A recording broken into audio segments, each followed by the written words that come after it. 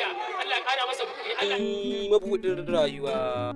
Aminu Kano Upper Base ta gudanar da taron maulidinta karo na farko.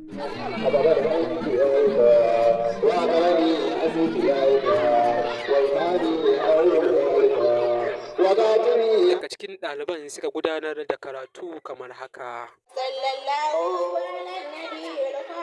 godiya mara iyaka da kara tabbata ga shugaban duk wani shugaba wato annabi Muhammad sallallahu alaihi wasallam da alayansa da sahabbansa bayan za ku ji kaɗan daga cikin tarihin Nana Hafsat. Ga jawabi daga bakin shugaban makaranta. sabuwar makaranta muna so ta dau set makaranta bana Allah ya yarda da take kaiwa da shekarar yaye mana ɗaliban farko wannan farin ciki ya ishe mu wannan maulidi da muka gabatar malamai da dama sun zo sun yi jawabai sun nuna martaba da daraja ta mafificin halitta annabi Muhammad sallallahu alaihi wasallam cikin ikon Allah cikin yardar Allah albarkar manzon Allah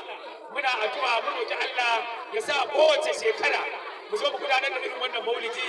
mai farin ciki mai dauke da farin ciki muna yi wa duk ɗaliban makarantar nan yadda suka ba da haɗin kai suka gaya wa iyayensu suka kawo ɗauki da abubuwa wanda za a ci a sha na nuna farin ciki Allah ya mayar musu da alheri Allah ya mayar musu da alheri ƴaƴansu da suka haifa ku kenan wanda kuke ɗaliban wannan makaranta Allah ya kiyaye ku zamewa Allah ya dora muku ya nuna muku hanyar daidai ta zuwa makaranta akan kari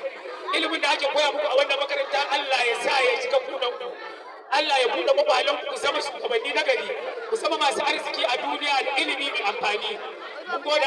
Allah Allah kuma ya ɗaukaka malaman wannan makaranta da suke ta ɗawainiya tun daga kan ɗaliban mu na PTA wanda suke taimaka mana ba dare ba rana ba sa gajiyawa abinda muke ba su ya taka kara ya karya ba amma 100% ba bambanci da mu da su da ɗalibanmu na gwamnati da malaman gwamnati da muke tare da su Allah ubangiji ya daɗa ƙara mana ƙarfin gwiwa gaba ɗaya Allah ya sa ɗalibai su ƙara biyayya su zama fitattu a jihar Kano muna godiya da gwamnati da aikin da ta mana